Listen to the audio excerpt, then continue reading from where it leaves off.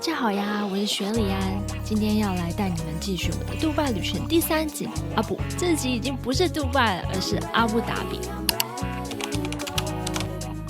俗话说一日之计在于晨，所以照惯例我们的 vlog 就要从早餐开始。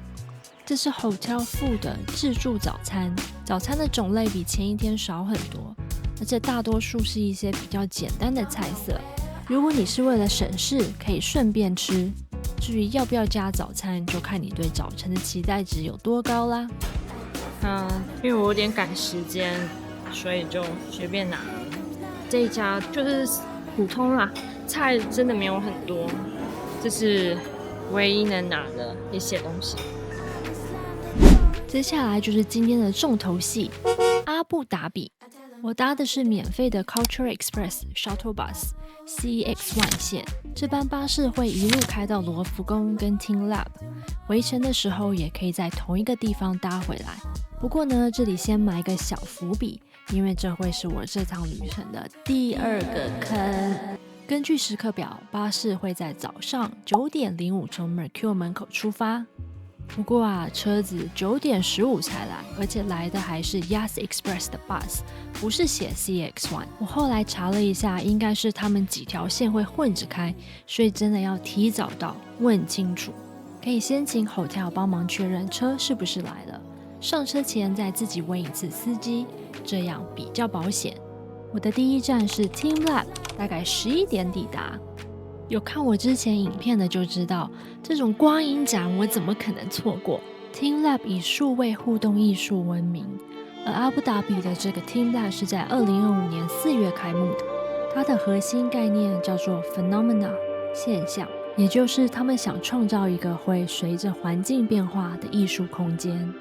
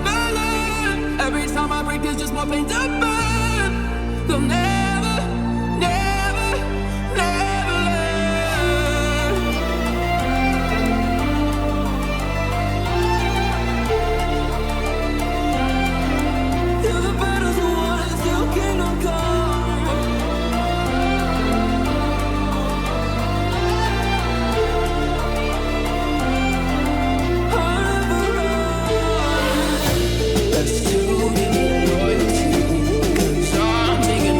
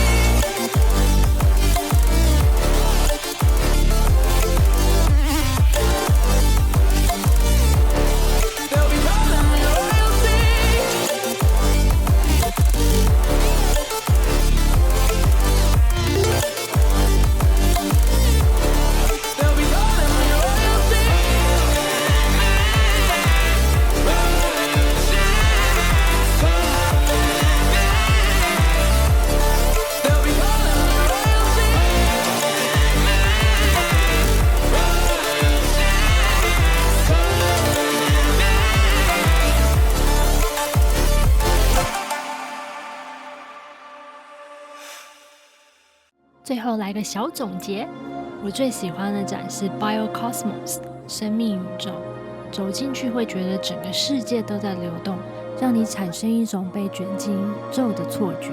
它整个是往上，就是它有铺一层网，你走路的时候这个网就会动，其实还蛮恐怖的，应该是360度投影，然后它就一直在转动在变，所以你就会感觉整个空间好像都是在旋转一样。其实它地面还是保持平的，那就是走在这个网上，下面也是有投影的，就是走路的话可能会有点头晕。它好漂亮啊，这里。最有创意奖我要领给 Graffiti Nature and Beating Earth。在这边拿一张，就是你可以自己画这些图，自己 coloring， 然后它会帮你 scan 了之后呢，它就会出现在这边，自己无色的涂鸦，好可爱。就如果有时间的话，可以在这边试。要说缺点的话呢，我真的觉得这里的动线设计不太合理，里面超暗，标示也不明显，我大概迷路了不止一次，导致我回家才发现我居然整整错过了一个展区。在 TeamLab 里面还有一个付费展区叫 Lamb Tea House Experience， 要进去的话需要先买一杯饮料，29 AED。饮料本身很普通，但我还是蛮推荐进来的，因为在这个光与声交错的迷宫里，这里就像是一个被时间暂停的小世界。你坐下来，看着手中的茶散发微光，随着节奏闪烁，发出轻柔的声音，像是静静在对话。光与茶，水与声。当你喝完那杯茶，作品也随之消失。但它留下的余韵与温度，会悄悄留在你心里，成为一个很特别的回忆。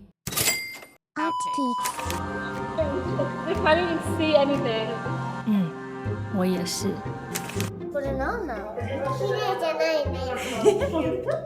我懂你，小朋友，想拍美照的我。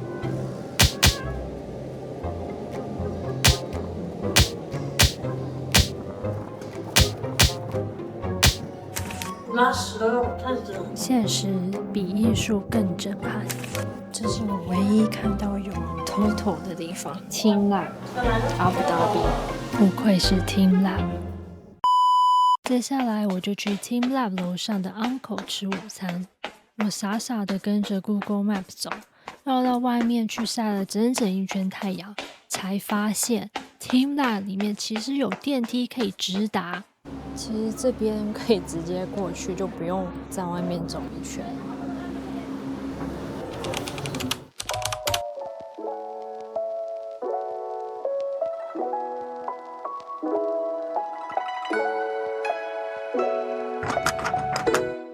这是我晒晕了，完全没力气开门。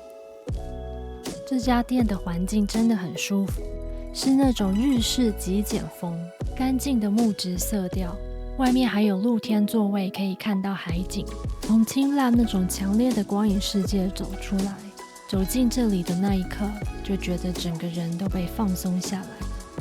我点了一份 Shrimp Rice Salad 和 Kokuto Latte。虾饭真的很好吃，它不是普通白饭，而是那种带微酸的寿司饭口感。上面淋的酱汁很加分，拌着牛油果、毛豆、白菜和海苔一起吃，配上鲜甜的虾子，每一口都很清爽，刚刚好。黑糖拿铁就比较普通，但搭着这个环境喝起来还是挺疗愈的。整体下来，我觉得这里很值得来住。吃饭、放空、避暑，3合1。吃完真的会有一种身心都被 reset 的感觉，这顿真的让人蛮开心的。接着我就去了阿布达比总统府，一开始要先到访客中心过安检，接着搭免费小巴进主建筑。要特别注意的是，麦克风不能带进去，会被请去寄放。整座建筑的外观使用白色花岗岩与石灰岩建成，象征纯净与和平。在阳光底下，整栋宫殿泛着柔和的白光。虽然太阳快把人晒晕，但建筑又美到让你忍不住抬头。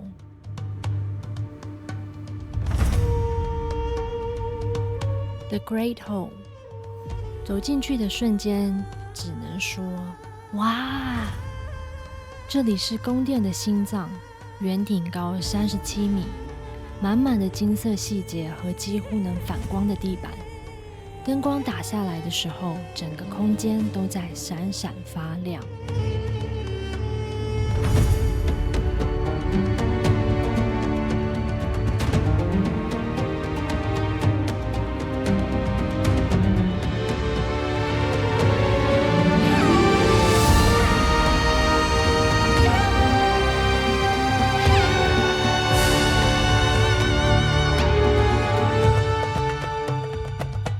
Of Knowledge 这一区展示阿拉伯世界对文学、天文、艺术的贡献，而这里刚好有个1001页展。身为阿拉伯地区最著名的文学作品之一，相信大家都多少听过吧。简单来说，这本书的剧情就是一个女人靠讲故事活了1000个晚上。没错，国王每天娶一个老婆，隔天就砍头。结果遇到一个说书天才，他每晚讲故事都爱卖关子，让国王好奇到舍不得杀他。结果这一拖了1001页。但你们知道吗？那些最有名的故事，什么阿拉丁与神灯呀、辛巴达啦，其实通通都不在原版里。这些经典全是后来的翻译家在翻一翻的时候觉得，好像还差一点迪士尼感，于是就自己加了料。开玩笑的，迪士尼拜托不要告我。总之呢，这个加料版反而被后来的译者再翻回去，成为现今广为流传的版本。好啦，那我们继续。再往前走是图书馆，收藏超过数万册书籍。Presidential Banquet。Spirit of Collaboration Presidential Gifts 这一区可以说是国际版的交换礼物现场，里面展示的是各国领袖送给阿联的礼品，从瓷器、武器、挂毯到盔甲，什么都有，每一件都在比谁的诚意比较重。这里真的超级美，尤其是那个屋顶，满满的水晶灯、玻璃、镜面反射，我忍不住拍了超多照片。如果你是自己一个人来，我已经帮你找到最佳拍摄角度，就是把相机放在这个平台上，这样拍全景就会非常壮观。不过我最推荐的还是他们的官方摄影师服务，拍得又快又专业，光线角度都拿捏得刚刚好。我在这边拍到我整趟旅程的人生照。至于拍照的详细心得、价格等等，我会放在我在杜拜买了什么那集里再详细说。接下来我马不停蹄地赶到罗浮宫阿布达比，这里不是复制巴黎的那一座，而是法国和阿联合作打造的中东限定款罗浮宫。博物馆的顶上是一个巨大的穹顶，由8个金属结构交错叠合而成。当阳光穿过那些缝隙时，光线就像从棕榈叶之间洒下来，柔柔的、碎碎的，被称作光之雨。说这边真的很漂亮，但是我觉得我没有办法在这边拍照，因为真的太热了。你可以看到我整个人已经汗流浃背了。这个海上伸展台真的超美，我看很多人都在那边走、拍、转圈圈，不过我真的不行，因为它完全在户外，那个热度大概比烤箱还稳定。真的很佩服那些还能拍出唯美大片的美女们。如果你真的想拍，现场有专业摄影师可以帮忙，单张照片是50 AED， 会帮你印出来，还能下载电子档。另外还有一种跟拍服务，大大概15分钟拍一整组，200多 AED， 我觉得其实蛮划算的，前提是你得在冬天来。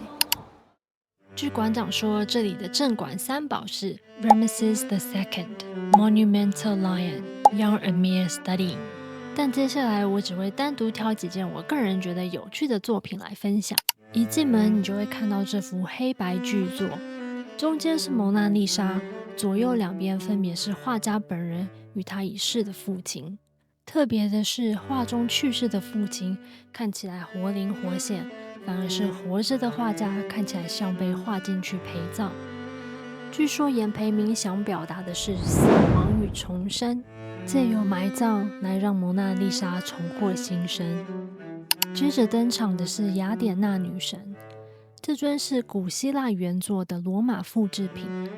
你可能会想，她手上怎么没武器？据说这是因为右手如果伸出去会用掉比较多大理石，太贵了。所以你看她的表情好像是在说，我的武器呢？这位罗马公主有个八卦背景，据说她是她叔叔的小三。你们古人还真会玩。但撇除她的八卦，我们要看的是她的这个头上的发型。雕刻师把那个爆炸卷雕得一丝不乱，在那个年代，贵妇们都抢着模仿她的造型。她可说是古罗马的带货女王。这组雕像原本是凡尔赛宫的装饰，之前被点缀在路易14的花园里，象征欧洲、亚洲、非洲和美洲。没想到几百年前的艺术家早就在玩拟人化，只是以我现代人的眼光来看，这组作品非常政治不正确。4大洲全部拟成美女不说，你说这位亚洲小姐哪里有亚洲人的相貌？除了手中拿着香炉跟脚下的印度头巾以外，完全看不出来跟亚洲有什么关系。再来是美洲小姐，直接被塑造成野蛮人，脚边不只有鳄鱼，还附赠一颗被砍下的人头。非洲小姐气场倒是挺不错的，戴着象头帽，脚边还跪着一头狮子，但也是非常刻板印象。欧洲那位就厉害了，整个人散发着骄傲和胜利的气息，也是唯一一个没有露胸的雕像。这是2位古希腊拳击手的最终对决，一个作弊输了，一个被打死但赢了。不过这不是重点，重点是我逛到这里的时候，突然发现这里所有的男性雕像都有个共同点，像是这个和这个。来，3秒给你们猜，3、2、1。答案是他们的下体都被遮起来了。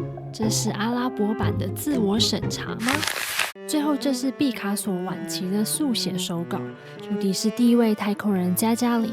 画风和平常你认识的毕卡索完全不一样，少了歪脸，少了拼贴。他透过加加林肖像和鸽子图案，传达了他对和平的渴望。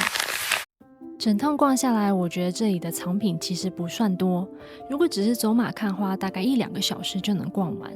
但它真正迷人的地方并不在展品的数量，而是在那个设计与概念本身。这里完全打破了传统博物馆那种按国家、按时代的分类方式，它反而把时间和地域全部打散，重新洗牌。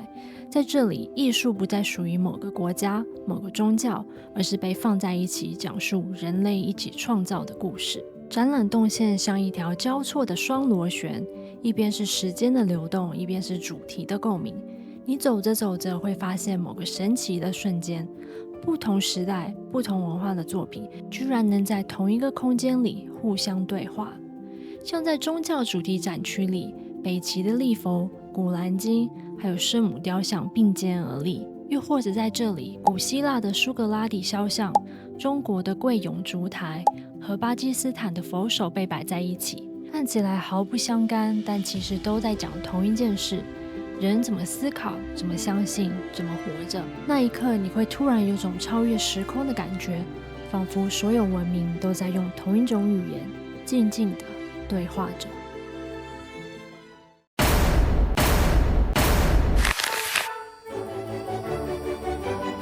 我也能画系列代表作。看到 Trump 最新发言的我，奈良美智和奥巴联名款。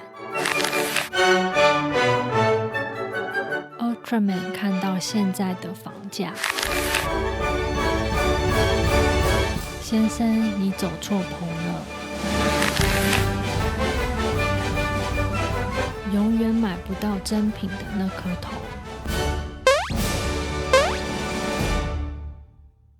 大家还记得我早上提到的这场旅行的第二个坑吗？没错，它来了。Hello， 我现在人在罗浮宫，离等 Cultural Express 的巴士。网站上是说5点半会来一班，可是我5点半等大太阳，完全没有来。然后我又进来问了罗浮宫的人员，他说现在是6点跟6点半一班，总共会来2班。可是问题是，他现场那个 bus 的 timetable 跟你现场的扫 QR code 扫出来timetable又是完全不一样的东西，所以我觉得好的办法就是问当天载你过来司机，就是他到底什么时候会再回去。还有一个 tips 就是罗浮宫也是可以叫 buggy 的，就是那边的那个小 buggy， 就是他们可以在你从巴士站到罗浮宫，或者是罗浮宫到反正就是停车场什么，就不要自己走，认真不要自己走，太热了。应该就是这一辆。然后这些人就是4点多之后就在这边，事实证明他6点那班也没有来，因为我现在来的是6点半的那班，这个时间表完全是错的哈。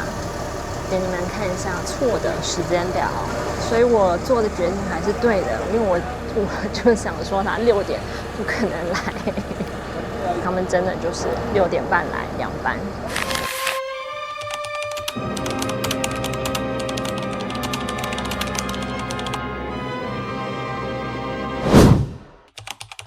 最后我终于平安搭上巴士啦！也好在他真的有来，不然我今天就得住在罗浮宫外面了。第3个晚上我住的是 St. Regis Dubai Room Tour， 全身镜、浴袍、拖鞋。哎呀，5星就是不一样。浴室、浴缸、透明玻璃。我发现5星级的真的很爱透明玻璃，为什么他们都这么喜欢让别人看泡澡？2个洗手台，独立马桶，黄金垃圾桶，淋浴间有个可以坐的地方。这个备品也是我不懂的牌子，这个应该是可以带回去的。这是应该是 toothpaste 跟牙刷。这是玻璃水。看这个基本配备，化妆镜。这个床看起来很舒服。夜景，老实说没什么夜景。这是 mini bar， 还蛮多东西的。Capsule machine， 赞。茶，我还是第一次看到有 highlighter 跟 paper clip， 连 notepad 都有。谁呀？刚才那个管家就来说，他们还有ironing 的服务，你可以免费让他帮你烫2件衣服，然后他们还有帮你收拾行李的服务。我觉得这家真不错。这家 hotel 直通 Palm Jumeirah Mall， 超方便。平常1到5是晚上10点关门，里面什么都有，像是鼎泰丰呀、星巴克。还有一堆餐厅、甜点店。Cotton on Body， 真的是1秒回澳洲哎！这里还有一家日本超市叫 Depachika Food Hall。哎呦 ，Typo ，Hello Kitty， 可爱。没事，我还没疯到特地跑单来这边买。是谁跑来迪拜吃日本餐，买日本巧克力？就是我。明天要很早起来，所以就不吃晚餐了。可是我好想吃这个，想吃很久了。澳洲的 Royce 都关门了。好啦，今天收尾就收在巧克力。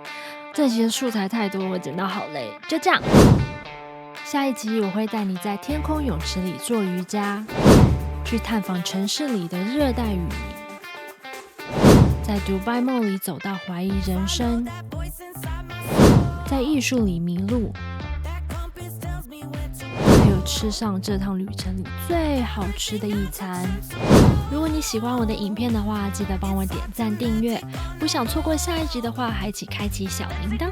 我们下集见，拜拜。